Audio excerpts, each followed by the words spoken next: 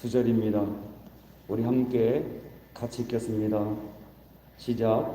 비록 무화과 나무가 무성하지 못하며 포도나무에 열매가 없으며 감람나무에 소출이 없으며 밭에 먹을 것이 없으며 우리의 양이 없으며 유황간에 소가 없을지라도 나는 여호와로 말미암아 즐거워하며 나의 구원의 하나님으로 말미암아 기뻐하리로다.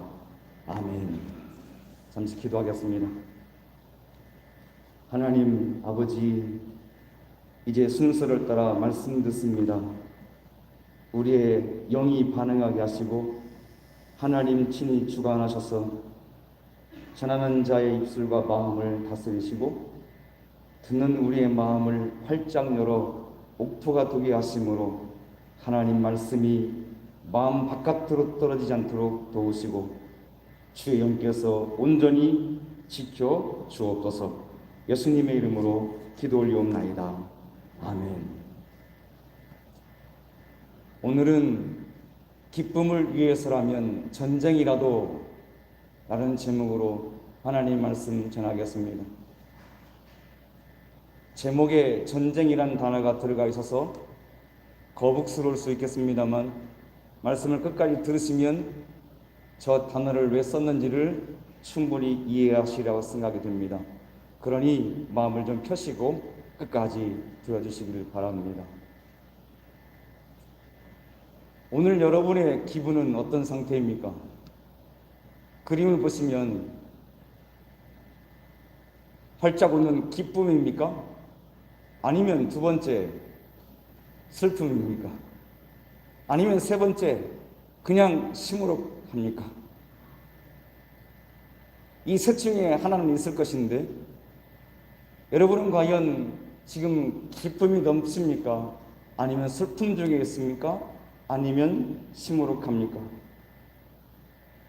심리학자들이 사람은 언제 기뻐하는가 연구했습니다. 그런데 학자들이 두 가지로 결론을 내렸습니다. 첫째는 누군가로부터 사랑을 받는다고 느낄 때, 또 하나는 갖고 싶은 것을 손에 넣었을 때입니다. 사랑받고 갖고 싶은 것을 다 갖고 있다면 누가 기뻐하지 않겠습니까? 그렇지만 우리의 현실은 그렇지 않습니다. 인정하시겠습니다만 나를 다 좋아하지는,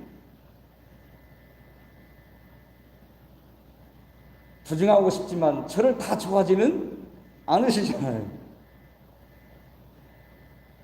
그런가 하면 내가 갖고 싶은 것을 원하는 만큼 원하는 때에 갖는 사람도 거의 없습니다.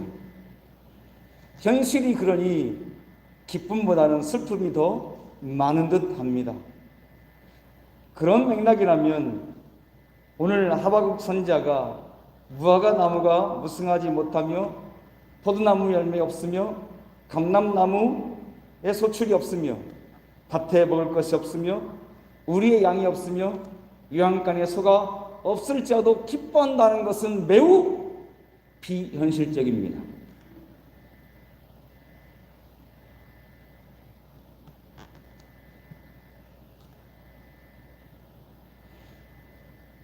과연 하나님께서 우리의 현실을 모르시는 것입니까? 그런데 명령하시기를 항상 기뻐하라고 하십니다.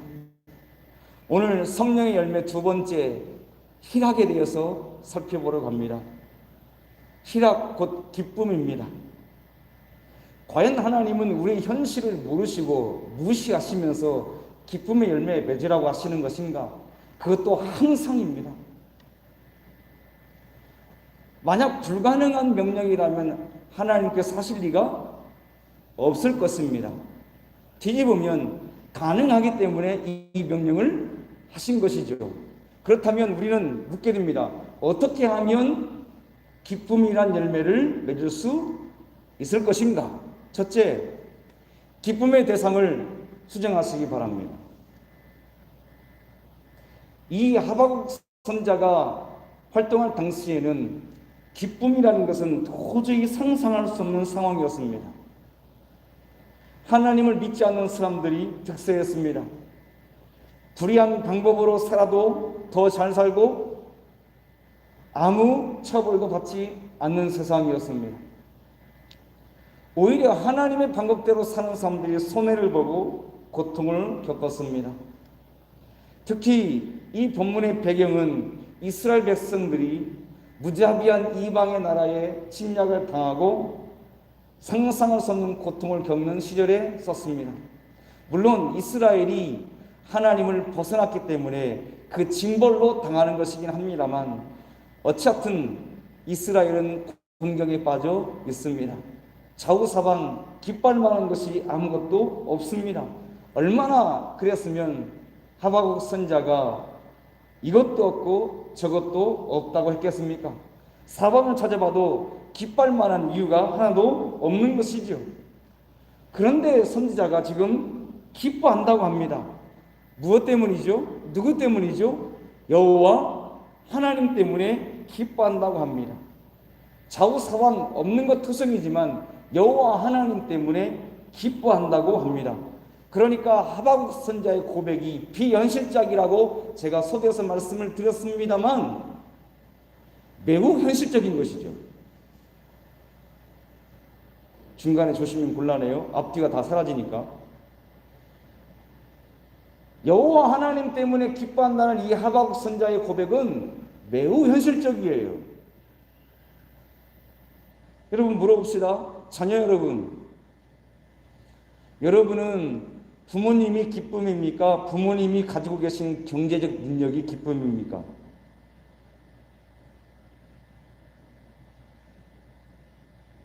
당연히 부모님이 기쁨이지 부모님이 주시는 경제적 능력은 아닐 것입니다.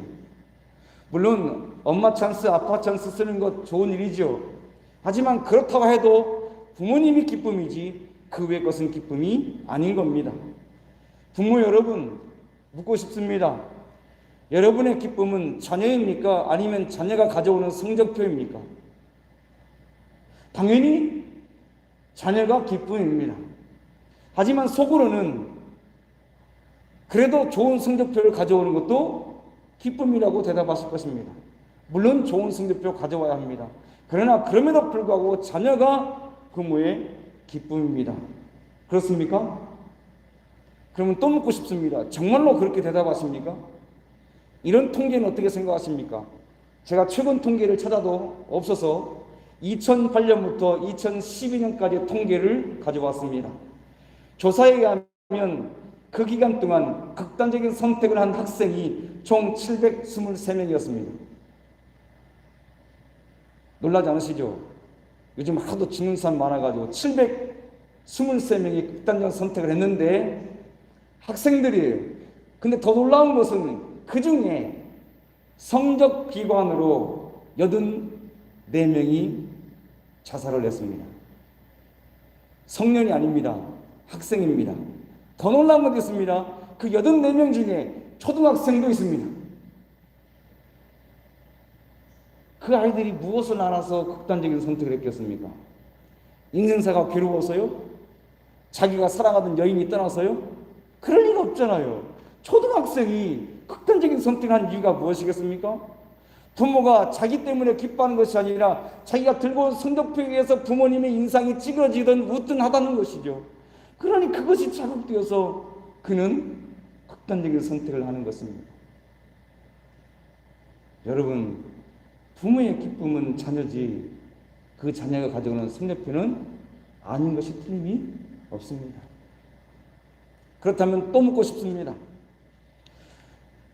여러분에게 하나님이 기쁨입니까? 아니면 하나님이 주시는 다양한 것들이 기쁨입니까? 저 밑에서 들어오는 대답을 생각하셔야 됩니다.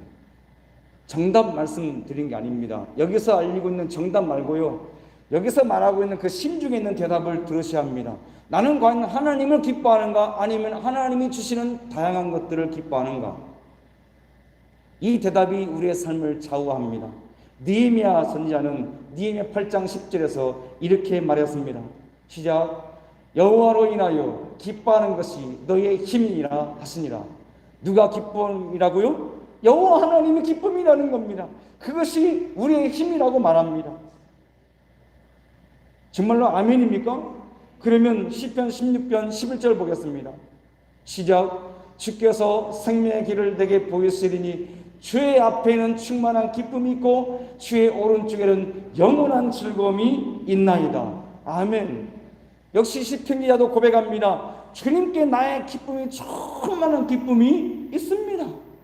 당신께 영원한 즐거움이 있습니다. 라고 고백했습니다.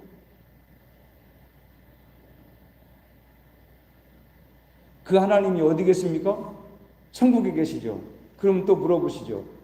여러분, 하나님이 천국에 안 계시고 지옥에 계신다고 하면 물론 의문입니다. 하지만 말꼬리 잡지 마시고요. 하나님이 지옥에 계신다면 여러분은 천국을 택하시겠습니까? 아니면 지옥을 가시겠습니까?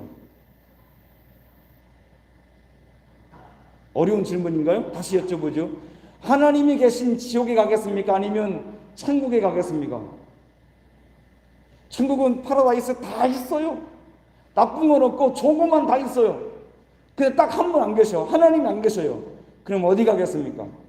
단언컨대 저는 천국 안 갑니다. 왜냐하면 저에게 기쁨은 하나님이시지 다른 것이 아니니까 저는 지옥 갈 겁니다. 왜냐하면 하나님이 안 계시면 거기가 지옥입니다. 명패는 천국이라고 붙였지만 하나님이 안 계시면 거긴 지옥입니다. 김세진 목사님 제일 막내 아이 이름이 뭔지 아시나요?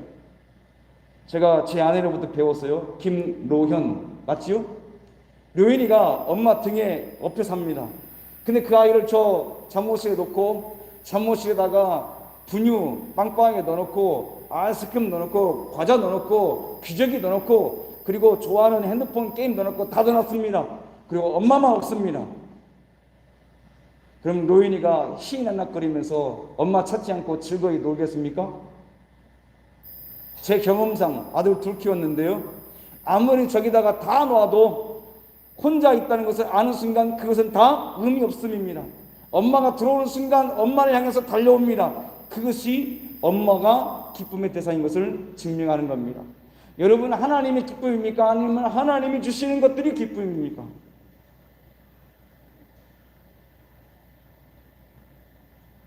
그럼 반대로 질문해야 됩니다. 왜 그러면 우리는 하나님을 기뻐해야 하는가? 다른 것들 말고. 다른 것들도 좋은데 왜 그것들 말고 하나님을 기뻐해야 되는가? 이유가 뭘까요? 그건 하나님 때문이에요. 하나님께서 이렇게 말씀하십니다. 스바냐 3장 17절 읽겠습니다. 시작. 너의 하나님 여호와가 너의 가운데 계시니 그는 구원을 베푸실 전능자이시라. 그가 너로 말미암아 기쁨을 이기지 못하시며 너를 잠잠히 사랑하시며 너로 말미암아 즐거이 부르며 기뻐하시리라 하리라. 제가 한때는 저 말씀으로 지어진 찬송이 있었잖아요. 복음성가. 그거 부르면서 너무너무 많이 울었어요. 너로 말미암아 기쁨을 이기지 못하신다? 너를 잠잠히 사랑하시며 너로 말미암아 즐거이 부르며 기뻐하신다.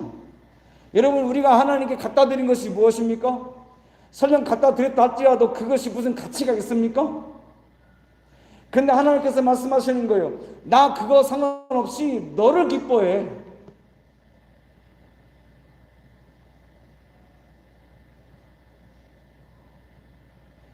기뻐하는 정도가 아니고요. 기쁨을 이기지 못하신대요. 그래서 제가 저 말씀 생각하면서 제 아내가 우리 아이들 키울 때 너무너무 이쁘니까 또 어른들도 우리 아들 때 잘생겼잖아요. 떡잎부터 알아본다고 애들이 잘생겼어요. 어릴 때부터. 그래서 성도들이 아니면 제 아내가 저도 너무너무 이쁘니까 이 팔뚝을 깨물어 이렇게 그닥에서 확 깨무는 게 아니라 이렇게 깨무는 게 있잖아요. 그가 너로 말미암아 기쁨을 이기지 못하신다는 표현이 꼭 그 같아요. 제가 너무너무 이쁘니까.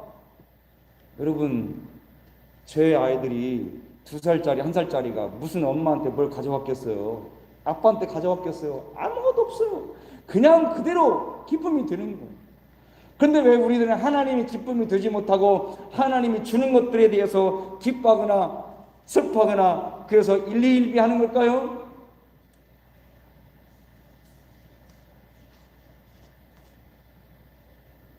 주식하신 여러분, 아침마다 일어나실 때 여러분의 표정을 밝게 만드는 것이 주식입니까? 아니면 하나님이십니까?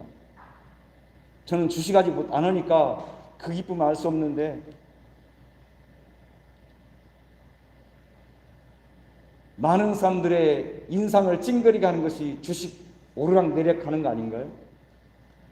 하나님이 기쁨이 되지 못하고 그것이 기쁨이 되었습니다. 아직도 하박국 선지자의 고백이 비현실적으로 들립니까? 기쁨의 대상을 수정하시기 바랍니다. 부모에게는 자녀가 기쁨이고 자녀에게는 부모가 기쁨이듯이 우리에게는 하나님이 기쁨인 줄로 믿습니다. 여호와를 기뻐하는 것이 우리의 힘인 줄로 믿습니다. 그러므로 이 성일에만 여호와를 기뻐하는 것이 아니라 매 순간 모든 상황 속에서 하나님을 기뻐하시는 여러분들 되기를 우리 주님의 이름으로 축복합니다.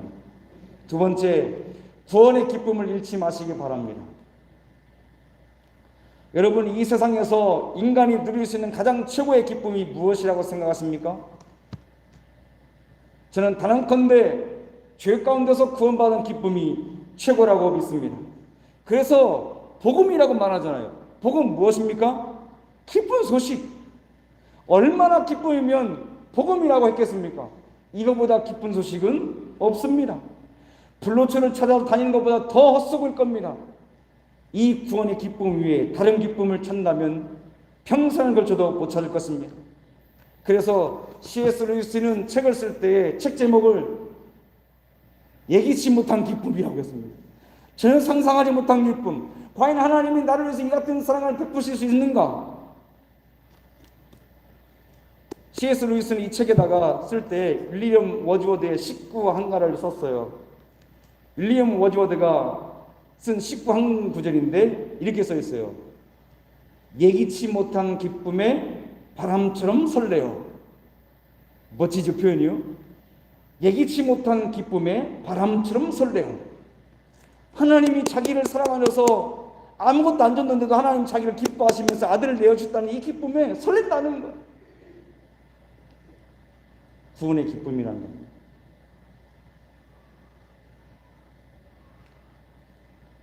우리는 이 구원의 기쁨을 잃었던 이스라엘 백성들의 전체를 밟으면 안 됩니다. 이스라엘 백성들 출애굽할 때 어떻게 했습니까? 하나님의 기적 같은 역사로 장자의 그 재앙도 벗어나고 바로의 손에서 벗어나서 자유의 몸이 되었습니다. 그 해방의 기쁨을 무엇으로 설명할 수 있겠습니까? 돈으로 산 것이 아닙니다. 노력으로 얻은 것도 아닙니다. 하나님의 능력으로 얻은 기쁨입니다. 그래서 그 기쁨 가지고 광야를 걷는 동안 쭉 그 기쁨을 이어갔습니까? 기가 막히게도 그 기쁨은 오래가지 못했습니다. 이유가 있었습니다. 무슨 이유죠? 이스라엘 백성들이 기쁨을 잃으면서 이렇게 말했습니다. 민수기 11장 5절 6절 시작. 우리가 애굽에 있을 때에는 값없이 생선과 오이와 참외와 부추와 파와 마늘들을 먹은 것이 생각나거늘 이제는 우리의 기력이 다하여 이 만나 외에는 보이는 것이 아무것도 없도다 하니. 여러분 읽으시면서 어떠셨습니까? 저는 기가 차고 코가 찹니다. 저런 식의 말을 할 수 있는가? 구원의 기쁨은 온데간데 없고요. 생선과 오이와 참외와 부추와 파와 마늘들이 생각납니다. 저거 거저 먹었다고요? 새빨간 거짓말입니다.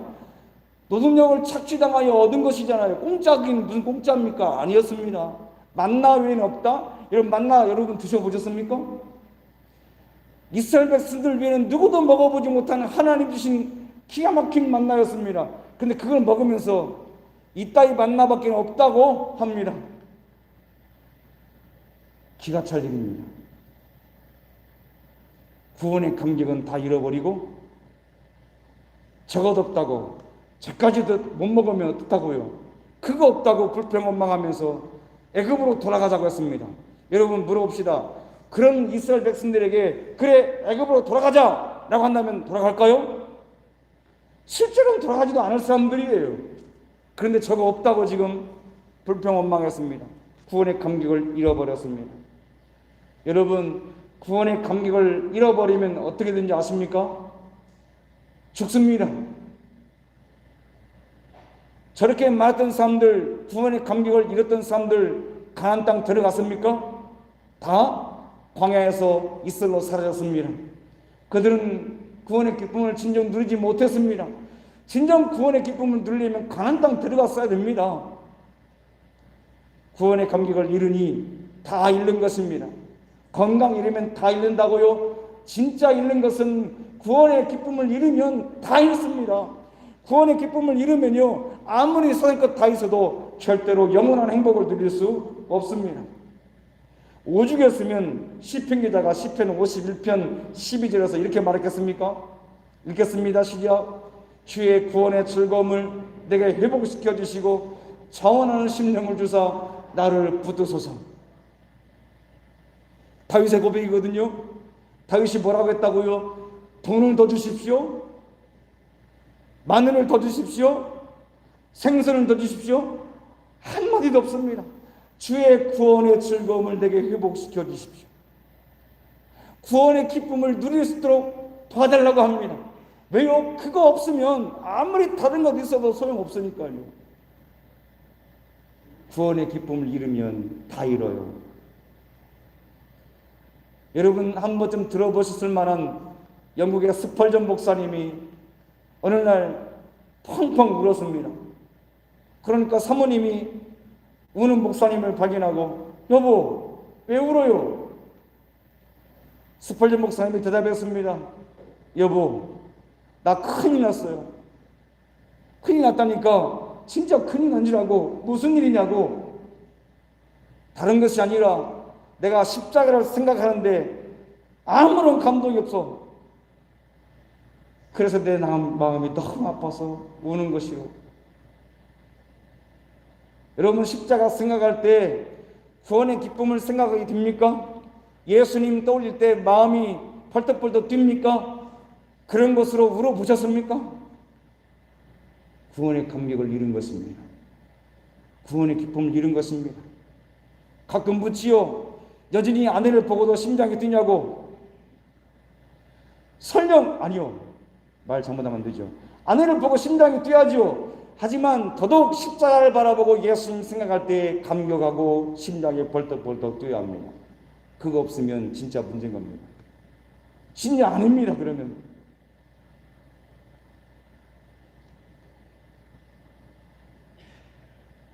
우리는 너무 사소한 것에 쉽게 만족하는 경향성이 있습니다.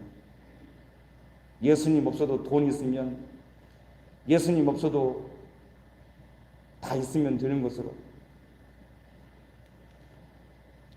아이들은 사소한 것에 목숨 안 걸어요. 근데 우리들은 사소한 것에 목숨을 걸어요. 여러분, 하나님이 아닌, 그리고 구원의 기쁨이 아닌 다른 것에 너무 쉽게 만족하고 기뻐하면 저 밖에 있는 사람들이 우리를 비웃어요.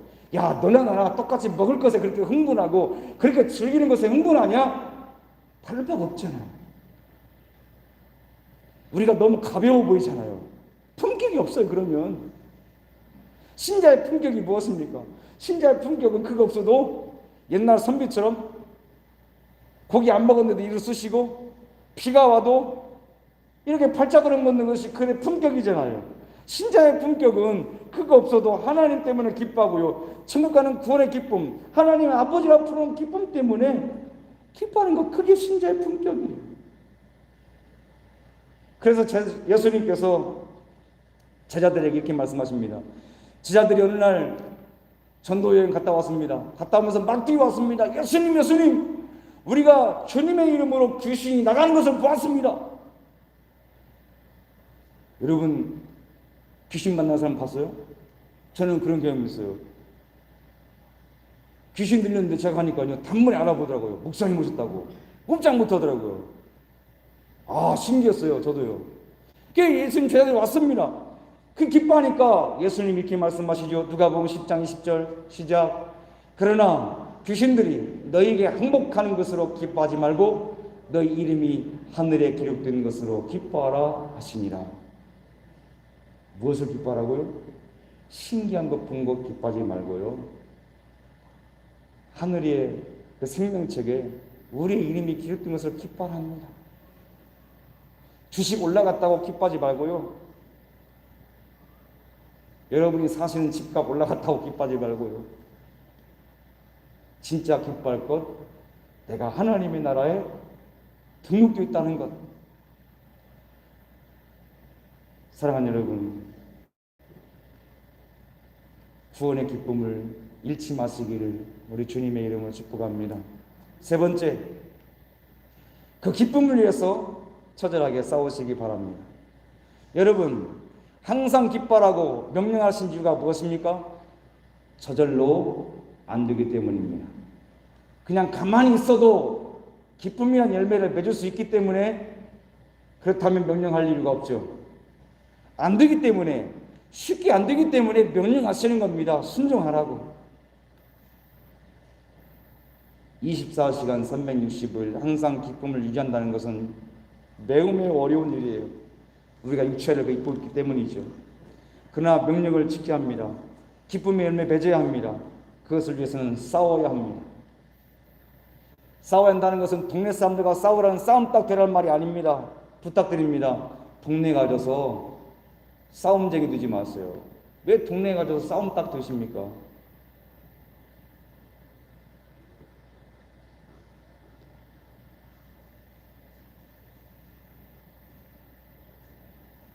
아십니까? 어떤 교회는 직분 줄 때 동네 사람들한테 사인 받으라고 합니다. 아니면 동장, 면장, 동장, 통장, 이런 매일 하부족 있잖아요. 그거 하면 자동적으로 줍니다. 인정받았다는 거예요, 교회 밖에 사람들한테. 말씀이 곁길로 갔습니다만 싸움 턱 뜨지 마세요. 그 싸움을 하라는 게 아닙니다. 내가 하나님을 기뻐하고 구원의 기쁨을 누리는 데 있어서 싫어하고 방해하고 태클 거고 그것을 빼앗으려고 하는 악한 세력에 대해서 싸우는 겁니다.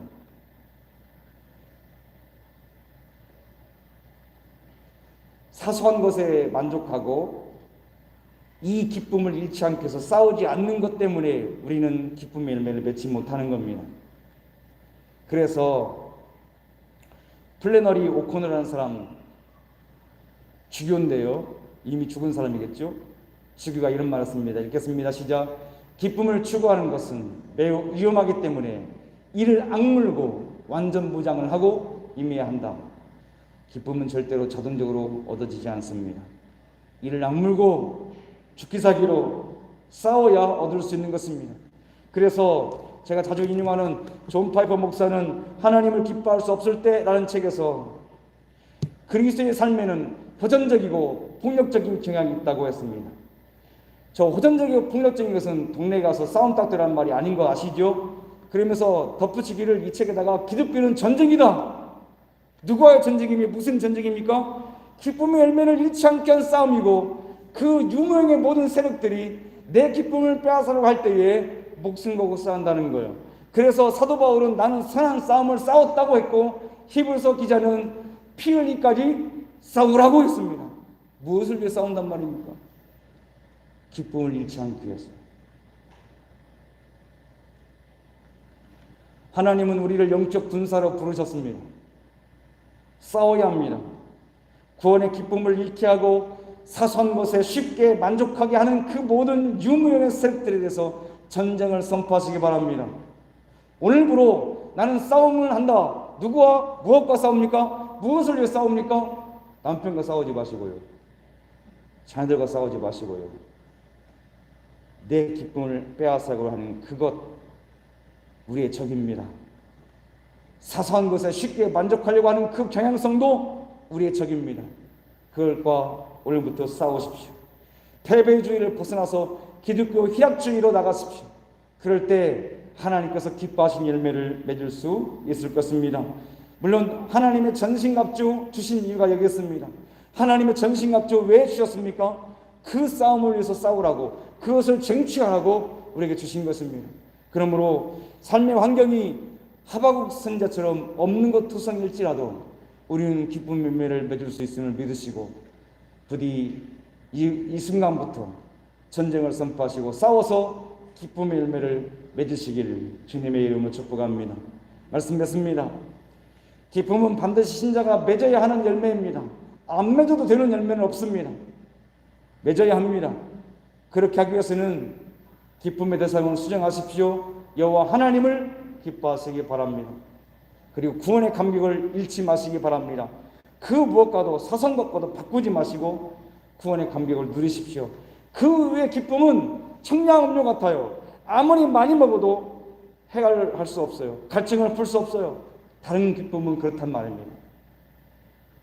그 기쁨을 잃지 않기 위해서 싸우십시오. 그리하여 한 주간 동안 여러분 삶 현장에서 기쁨을 만끽하시고요. 여러분이 그 기쁨을 누리면 하나님의 기쁨 듭니다. 나 주님의 기쁨 내기 원하네. 어떻게 기쁨이 되겠습니까? 여러분이 기쁨을 위해서 싸우고 그래서 얻으면 그 기쁨 누릴 때 하나님도 기뻐하십니다. 이 뜨거운 여름에 하나님께 냉수 한 사발 드리듯이 싸워서 기쁨 누려서 하나님의 기쁨 되는 한 주간의 삶이 되기를 우리 주님의 이름으로 축복합니다. 기도하겠습니다. 하나님 아버지, 아무리 생각해도 우리가 드린 것이 없는데 기뻐해 주시고 구원해 주시니 감사합니다. 우리가 연약하여 이 구원의 감격과 기쁨을 아무것도 아닌 나를 사랑하시는 하나님의 그 사랑을 자주 잃어버립니다. 용서해 주시고 우리를 전신갑주 입혀 주셔서 우리의 기쁨을 빼앗아가는 그 모든 세력들과 싸워 이기게 하시고 한 주간 동안 무한한 기쁨 누려서 우리의 심령 가운데 기쁨이 샘솟듯 일어나게 하시고 하나님께 기쁨되는 우리 삶이 되게 하여 주옵소서. 예수님의 이름으로 기도 올리옵나이다. 아멘. 교회 소식 말씀드립니다. 오늘 오후 예배는